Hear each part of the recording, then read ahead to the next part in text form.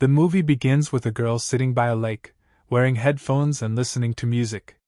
She suddenly feels that something is approaching her, so she gets scared and panics. But it turns out to be a toy drone controlled by her friend.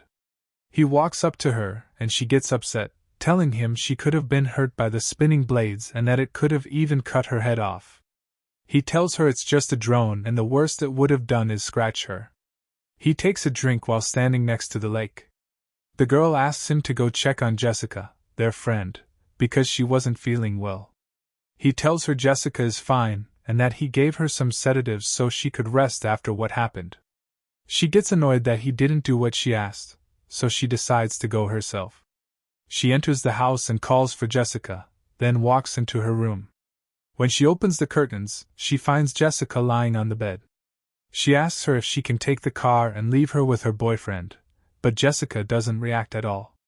So the girl leaves her and sits on a chair, jokingly threatening that if she doesn't wake up, she'll do something bad to her stuff. The girl picks up a book and starts reading. Suddenly Jessica jerks up from the bed and says, "And I'm going to die, my friend." The girl freezes in shock, especially when Jessica starts reading out loud what's written in her friend's book, with a terrifying voice, even though the book isn't in her hands. The girl panics, confused and terrified about what's happening. As she moves closer, Jessica falls off the bed. When the girl checks on her, she finds Jessica vomiting and releasing a white substance while shaking violently. The girl gets closer to see if she's still alive, but Jessica suddenly wakes up, grabs her by the neck, and pulls out her hair, ripping it all out, leaving her head covered in blood. The girl, horrified and bleeding, runs to her friend by the lake. He is shocked when he sees her, and even more terrified when Jessica appears holding her friend's bloody hair. Jessica then takes the drone, makes it hover in the air, and flies it into the girl's friend's face, slicing it open before he falls into the lake. He jumps into the water to try to save her, while the girl with the torn-out hair sits paralyzed with fear, calling out to him and begging him to get out of the water. Suddenly, his severed head is thrown out of the lake and lands next to her. Then Jessica emerges from the water. The story then jumps back to the previous day. We see a girl in a bathroom, and someone knocks on the door asking her to come out. She's holding a pregnancy test. We then see a woman who works as a tattoo artist, holding her tattoo pens and reference photos. Her daughter and son are with her. The son is playing loud music. She asks her daughter to tell him to lower the volume. Her young daughter had taken her scissors and cut off her doll's head. When her mother asks her about the scissors, she denies having them. The older daughter's friends, Bridget's friends, arrive and ask her to come watch a movie with them. She refuses and shuts the door. Her little sister tells her that her friends are really weird, and she responds that the weird one is her sister. They laugh together while their mother washes her hair. The mother hears the doorbell, goes to answer it, but no one is outside. When she turns around, she's startled by the girl from the bathroom holding the pregnancy test. It turns out that she's her sister. She reassures her and tells her that the house they're living in is falling apart, and easy for anyone to break into and steal from. We learn that the house is going to be demolished soon, and they'll have to move out. Beth asks if they found another place, and her sister tells her they haven't yet. She sits with her sister's kids and gives them the gifts she brought. The younger girl tells her she believes in ghosts, but Beth tells her that's nonsense and not real. Beth continues handing out gifts and tells them she got their lazy dad a mug. She asks her nephew to go pick up some pizza for his siblings. Then Beth tells her sister that her husband had been cheating on her, and that they're getting divorced. Her sister gets upset that she never told her, saying she would have come to help if she had known. Beth tells her she actually called her twice, once when she found out, and once when he was leaving, but her sister didn't answer. Her sister doesn't know what to say, and the moment ends with tension between them. She later goes back to make up with her sister, and they sit together talking. Then her nephew arrives with his siblings in the car, bringing pizza and juice. Suddenly, a tremor hits the building and the floor tilts. The kids run to hide, then the shaking stops, and they start eating pizza again.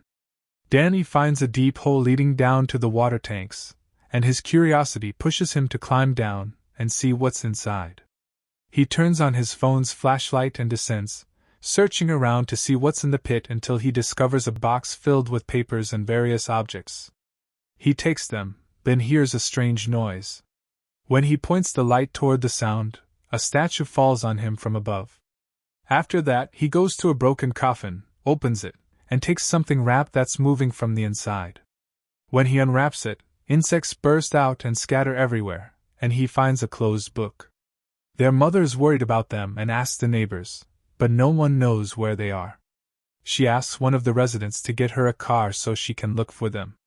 A man named Dark comes along and goes up with them, asking about her sister in surprise, so she introduces them. She gets into the elevator and finds her kids inside. Ellie begins cleaning the apartment after the tremor while Danny is holding the book he found in the pit.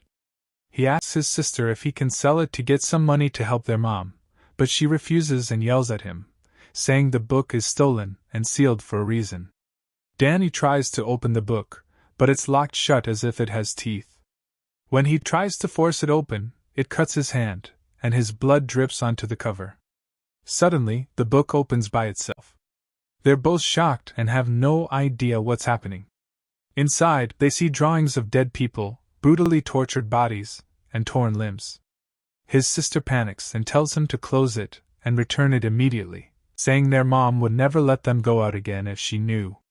She makes him promise to return the book the next morning, and he agrees. She leaves the room, but his curiosity makes him reopen the book the moment she steps out. Meanwhile, we see Beth and her young niece. Beth had prepared her bath. The little girl tells her she's scared something might be in the water and needs her goggles to see, so Beth puts her hand in the water to reassure her, then scares her playfully as if something is pulling her hand. She pulls out a toy duck and laughs, but suddenly Beth feels a sharp pain in her stomach, and the girl hugs her. At that moment, Danny plays the audio recordings that came with the book. At first the sound is unclear, so he slows it down until the voices become understandable. The speakers talk about the Book of the Dead, saying research proved it was made of human skin and that its pages and markings were written with human blood. He plays the second recording, which explains that a secret group had been working on translating the symbols of the Book of the Dead, and that the book contains dangerous rituals and incantations that open a connection to a supernatural force. In the third recording, a priest begins reading the first passage of a spiritual resurrection ritual. Danny panics and tries to stop it in every way he can, but it won't stop, and the book's pages begin flipping rapidly on their own. At the same time, their mother is inside the elevator holding a box when the demonic force hits her after the incantation ends. The elevator shuts on her and lifts her into the air, then drops her violently. She's trapped inside, trying to open it and calling for her kids, but no one hears her. She suddenly hears a terrifying sound inside the elevator, looking around but seeing nothing. Then she feels a sharp pain in her ear, and blood begins to drip as screams echo around her. She begs for it to stop. Suddenly, something strikes her face, and a cable drops from the ceiling, wrapping around her neck and lifting her into the air. Her hands and feet get tied as she's pulled upward. We go back to her daughter studying, and her younger sister taking a bath, saying the power outage is temporary and will come back soon. Danny closes the book, feeling guilty. They realize the power outage is only in their apartment. When they go to check on their mom, they can't find her. They light candles and try to fix things, but suddenly their mother walks in, covered in blood. She heads to the kitchen, turns on the stove, puts a pan down, and begins throwing eggs, shells and all, into the pan and onto the floor. Everyone is stunned by her behavior. Her sister asks what's wrong, but the mom replies with strange words, saying she wanted to sing with them and enter their bodies. She begins laughing creepily, throws the pan to the floor, and says, "There's something inside me." Suddenly she collapses, contorts grotesquely, and vomits a white fluid all over the place. She looks at Beth and says, "Take care of my kids, and don't let what's inside me hurt them." Then she passes out. Her sister, with Danny's help, drags her out of the apartment, while the two girls stay inside and lock the door. As they pull her toward the elevator to take her to the hospital, they find it broken, covered in blood, and out of service. Even the stairs have collapsed. Suddenly Beth looks down at her sister and realizes she's dead. They return her to the apartment and cover her. Some neighbors enter. One tries reciting prayers over her, but her sister tells him she wasn't religious. He asks her to join them anyway. After they finish, he informs them there's an emergency staircase on the north side of the building, but to reach it they need to get through the next apartment. It's locked and stacked with garbage bags. The neighbors try to break the door with a hammer, but it's too solid. Beth sits and cries over her sister, unable to comprehend what just happened, not knowing how she'll face the kids. Suddenly, she hears her sister's voice and panics, only to realize it's coming from her phone. Her sister had sent her a message. Another message appears saying, "Help me, sis. I'm burning up." Then the phone cracks, breaks, and slips from her hand. When Beth turns around, she finds her sister awake, and her kids rush in to see that their mother is still alive. When her sister tries to hold her, she realizes her body temperature is extremely high, so she places her in the bathtub. Suddenly, Ellie gets pulled up to the ceiling. Everyone is terrified as Ellie starts screaming in horrifying voices that everyone can hear, even the neighbors trying to break down the apartment door. She falls into the water and rises again, frightening them into running out of the bathroom. She follows them holding a broken bottle and attacks Beth with it. When Beth calls out to her daughter, Ellie drops the bottle and says, "What's happening to me?" Beth replies, "I don't know." Suddenly, their neighbor enters, and Ellie attacks him, biting out his eye. He collapses, and she throws his eyeball, which lands in the mouth of another neighbor. Beth sees what's happening, panics, and shuts the door. Ellie keeps pounding on it from the outside, so they pile objects behind it to block the entrance. When Beth looks through the peephole, she sees that her sister has killed all the neighbors, and the hallway is filled with bodies. Beth opens the window and calls out to the people on the street, but no one hears her. She tells her nephew Danny that their mother resembles the creatures from the book he was reading, and that he's the reason all of this is happening. Danny goes to show his aunt the book and the recordings he had played. Ellie starts singing to her youngest daughter from behind the door to trick her into opening it. When the little girl goes to check the cut on her cheek in the mirror, she's shocked to see it has grown bigger. She starts bleeding from her nose as the book begins to move and flip its pages, and she vomits strange things just like her mother did. The little girl stands by the door while her mother keeps deceiving her, begging her to open it. The girl believes her and opens it. Ellie grabs her by the neck, but Danny and Beth rescue her and shut the door tightly. Ellie calls out to her youngest daughter again and tells Danny and his cousin to hide in the room. When Beth goes to check on the older niece, she finds that she has transformed just like her mother. Her appearance is terrifying, and she starts eating glass before attacking her Aunt Beth. When Danny goes out to see what's happening, he finds his sister transformed and chases after them. When she sees her younger sister, she attacks her, only for the younger girl to stab her in the head with a toy containing a metal piece. The little girl trembles in fear, wishing it were all just a nightmare. Beth promises to protect them and won't let anyone else turn into a monster like their mother and sister. Beth asks Danny to play the records again. Since the power is out, he works on fixing the device so they can listen, hoping to find a way to end the nightmare. Once the recording plays, they hear the priest saying that what he had done destroyed him, many other people, and even harmed his own brothers. The priest says that Ellie saw the cat crawling through the ceiling pipes and did the same, finding a way back into the apartment through them. At that moment, the transformed sister breaks free from the bed and leaves the room. Danny and the little girl hear noises in the ceiling and follow them. Danny turns his head and sees his sister flying around him. He shoves her and stabs her with a knife, but she pulls it out and stabs him in the arm, covering his face with blood. He pours gasoline on her and sets her on fire, causing her to collapse.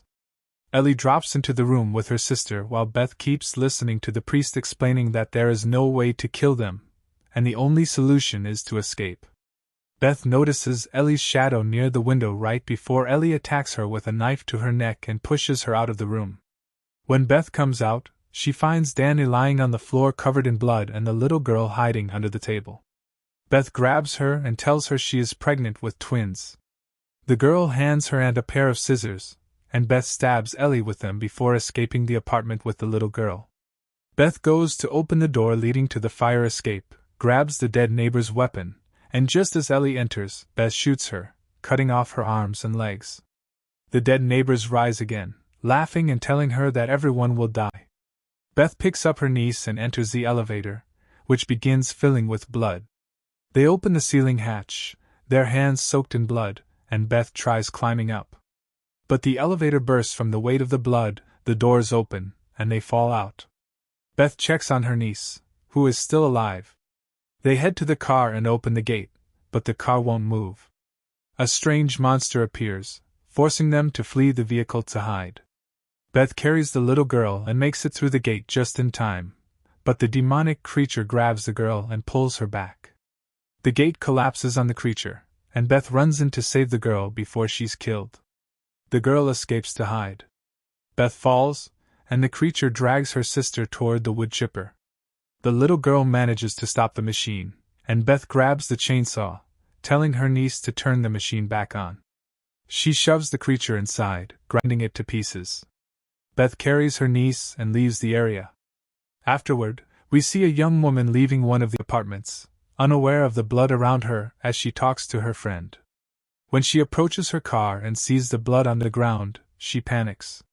Suddenly, the monster appears in front of her, and that's where the movie ends. Thank you for watching, and if you enjoyed the recap, hit the like button and subscribe to the channel.